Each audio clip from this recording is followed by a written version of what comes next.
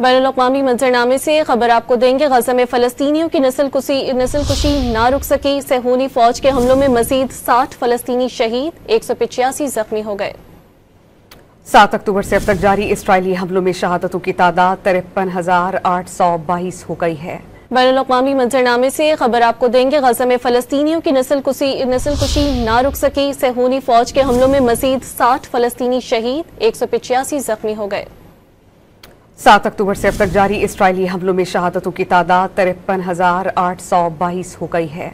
बैनुल-अक़वामी मंजरनामे से खबर आपको देंगे। गजा में फलस्तीनियों की नस्ल कुशी ना रुक सकी। सेहूनी फौज के हमलों में मजीद 60 फलस्तीनी शहीद, 185 जख्मी हो गए।